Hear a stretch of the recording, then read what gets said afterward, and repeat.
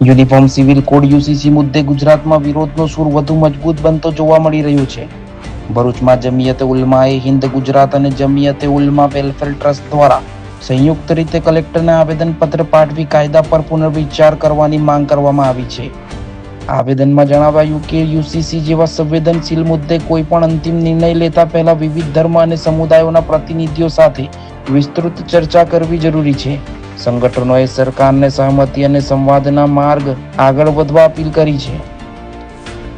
તો 4/2026 ને આજે ભરૂચ જિલ્લા કલેક્ટર ખાતે ભરૂચ જિલ્લાના જમિયત ઉલમા હિંદના રહેબરની સાથે એમના નેજા હેઠળ જ્યારે ગુજરાત જમિયતે સમગ્ર ગુજરાતના અંદર તમામ જિલ્લાઓની ઉપર આ આવેદનપત્ર આપવાનું નક્કી કર્યું હોય, જે પાછલા દિવસોમાં ગુજરાત વિધાનસભામાં ભાજપે તેના બહુમતના જોર પર યુસીસીનું બિલ પસાર કરેલું છે। આ મુસ્લિમ સમુદાયના દૈનિક અધિકારોનું ખનન છે અને આ લોકશાહીમાં કોઈ સમાજનું ખનન કરવું એ યોગ્ય નથી। બંધારણીય કલમ 14, 25, 44 જેવી કલમો જે અમોને અમારો અધિકાર આપે છે।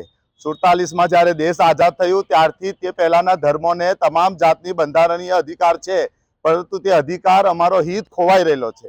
અમે આ બહુમતીના જોર પર ભાજપે જે અન્ય આપણા રાજ્યના એક સીએમ છે જે બેફામ બન્યા છે અને એમના રાજ્યમાં પણ ઇલેક્શન છે, જે એક તરફી પ્રજાનો હિત જોઈને એમની નિજી સ્વાર્થના ખાતર રાજકારણના ખાતર જો બીજા સમાજના લોકોને કુચરવાની કોશિશ કરતા હોય તો એ યોગ્ય નથી। એ ક્યાં સુધી યોગ્ય છે?